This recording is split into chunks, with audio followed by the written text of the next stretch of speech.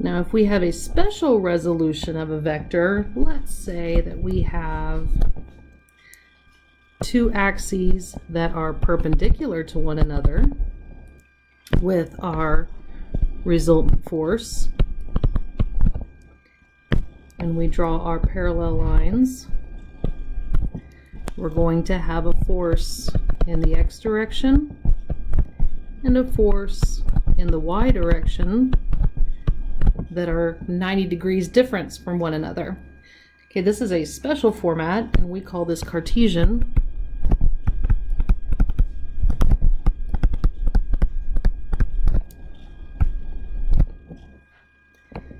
Because they are specific to a commonly used ordinate system, x, y, and z. We're going to start with 2D, x and y, but we will see here that when we resolve this, we find that force x, the magnitude of force x, is equal to force F cosine of theta, if theta is the angle between the force and the axis, and force y is equal to F sine of theta, and then we can write it in vector format showing direction and magnitude with force x in the I direction plus force y in the j direction.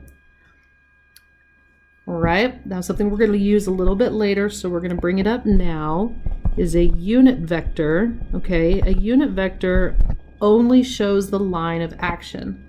Okay, so that would be pointing, you go this way, without telling you how far. Okay, so only a line of action, and the unit vector is equal to the force vector divided by the magnitude of the force vector. So that's going to be F cosine theta I plus F sine theta j, right? If we plug this information into this and put that down here, divided by F. Okay, now all of my F's divide out. So I am left with sine, no I'm not, I am left with cosine theta I plus sine theta j. And this would be my unit vector with just a direction and no magnitude. Let's say that we are given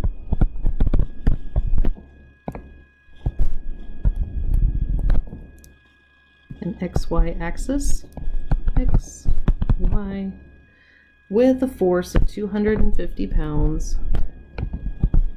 Force equals 250 pounds, acting at 40 degrees negative from the x-axis.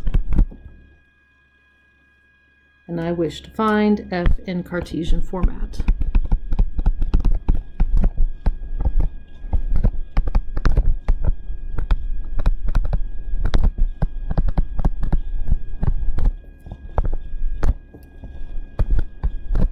All right, so I need to resolve F into the x and y components and then put them into my Cartesian format equation with i's and j's directions.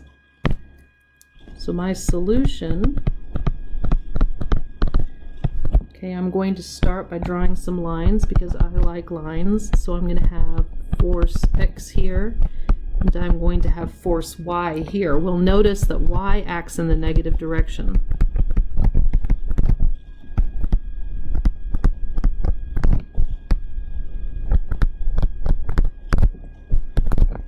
Okay, that's good to know.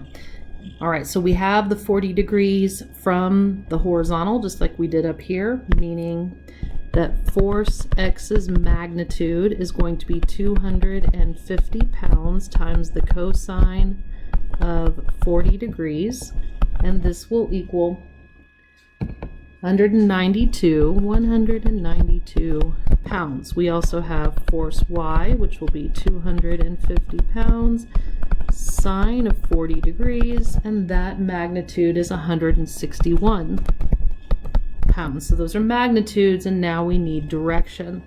So my force F is equal to 192 positive I, because it's going to the right, minus 161J because it is pointing down, and we need to be in pounds. There is my force in Cartesian format.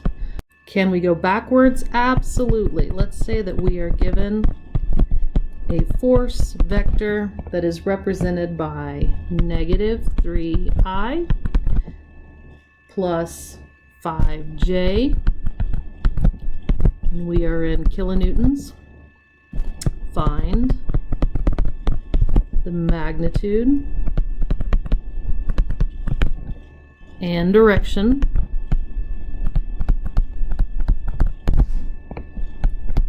of F. I like pictures, so my solution is going to start by drawing the picture. So if I go with my X and Y ordinate system, I have here negative 3 in the X direction and positive 5 in the Y direction. So my resultant force is going to be this, acting at an angle from the positive x-axis, theta. All right, what I've got here is a right triangle. So how do I find the hypotenuse of a right triangle? Well, we use Pythagorean theorem. Magnitude F is equal to the square root of 5 squared plus 3 squared.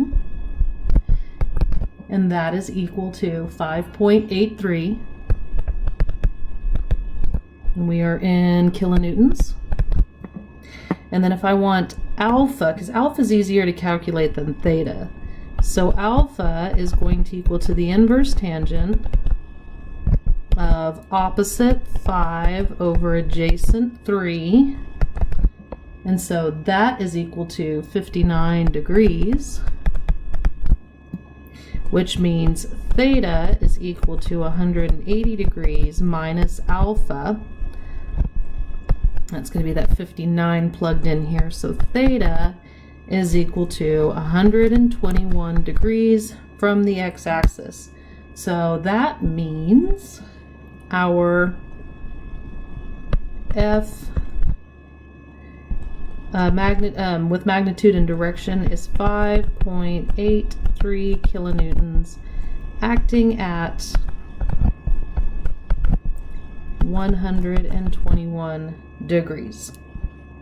Earlier I mentioned there were 3 ways to do vector addition and vector subtraction. We used parallelogram rule and triangle law. And the third one is using Cartesian format.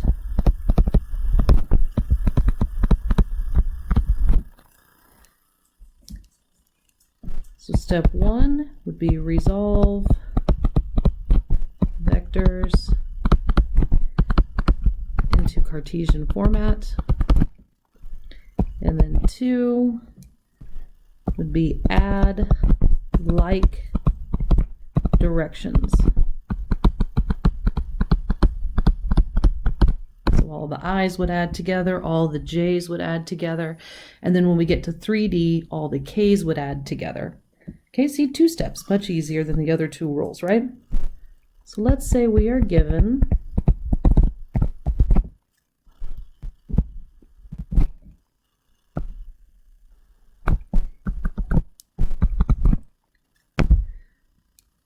a force 1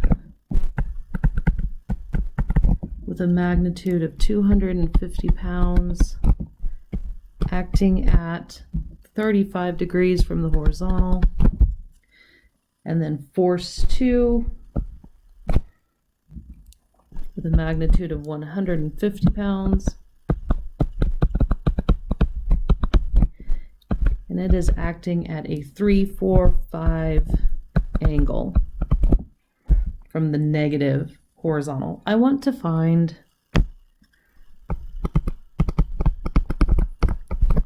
the resultant vector, which is force 1 plus force 2 using Cartesian format. All right, so step 1 is put both of the force vectors into Cartesian format. Okay, so force 1 is a right triangle. See, I've got my right triangle here, so I'm going to have the x component and the y component.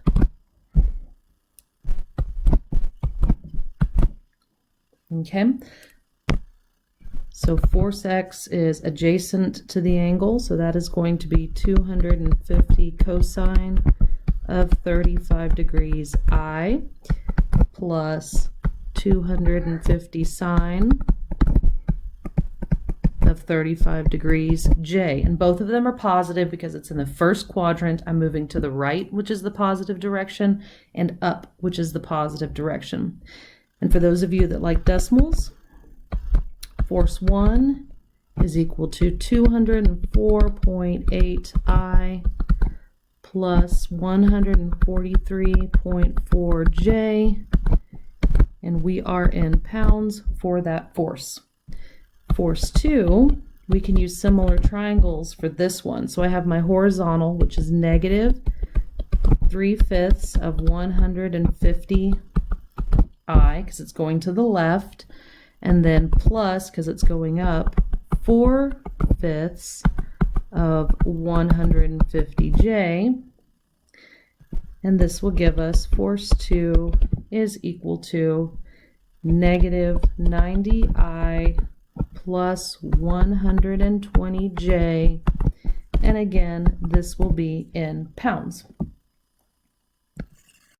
So my resultant vector is equal to 204.8 minus 90, which is 115 and 3 significant digits, and then 143.4 plus 120 is 263 J.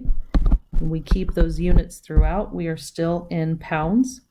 So there is our Cartesian answer for adding those two vectors together. Can we give it a magnitude and direction? Yes, we can. Okay, I like pictures, so I'm going to start with my pictures, X and Y. Okay, looking here, I've got 115 to the right, 115, and I've got 263 up because they are both positive. That's how I know where the direction is. Okay, so that means my resultant vector is going to be this hypotenuse here acting at this angle theta here. So my resultant magnitude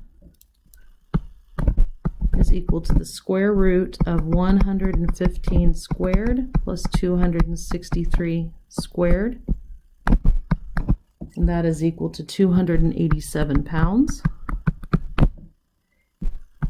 Theta is going to be the tangent inverse of opposite 263 over 115.